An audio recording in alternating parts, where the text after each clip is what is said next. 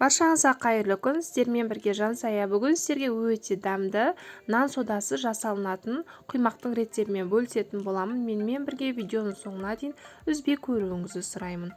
Таза ыдысымызға 3 дана жұмыртқамызды салып аламыз.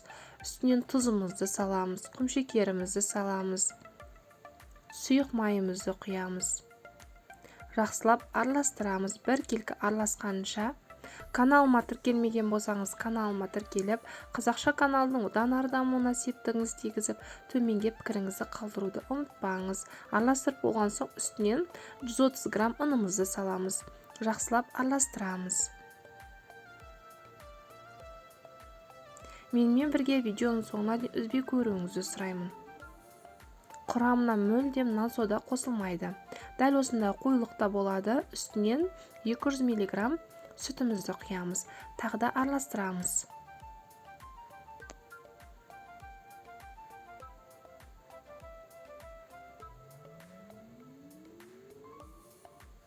Бір келкі араласу керек.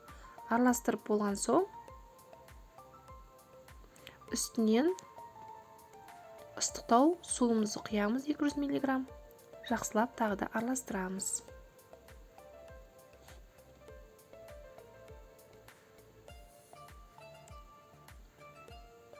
Құймағымыз дайын болды. Дәл осындай сұйық болады. Табамызды отқа қойып, табамыз қызған соң пісте майымызды жағамыз. Сұйық майымызды. Сосын құймағымызды осылай құямыз. Дәл осындай тесік-тесік болып шығады.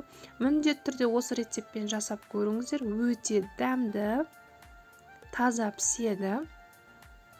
Каналыма тіркелмеген болсаңыз, каналыма тіркеліп, қазақша каналдың одан ары дамуына септігіңіз тигізіп, төменге пікіріңізді қалдырып, сонымен қатар осы видеоны достарыңызға, туысқандарыңызға жіберіп бөлісуді ұмытпаңыз. Менің каналымда бұдан да басқа дәмді рецептер бар. Қатпарлы нандардың, қатпарлы самсалардың рецептері бар. Сонымен қатар қысқа арналған банкке жабылатын салаттардың рецептері бар, компоттардың рецептері бар.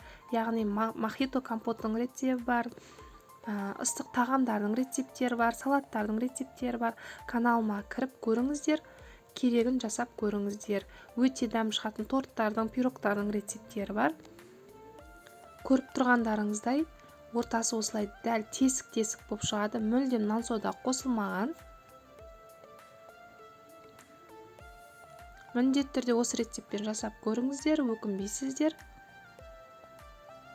Табаларыңыз міндетті түрде қызып тұруы керек.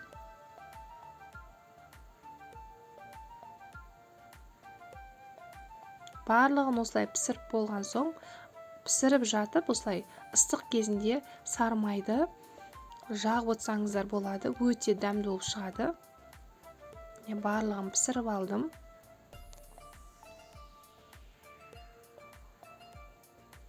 Менімен бірге видеоның соңына үзбей көргендеріңіз үшін рахмет. Каналыма тіркелмеген болсаңыз, каналыма міндетті түрде тіркеліп алуды ұмытпаңыз. Сонымен қатар осы видеоны туысқандарыңызға, достарыңызға жіберіп бөлісуді ұмытпаңыз. Істеп көріңіздер, ас болсын.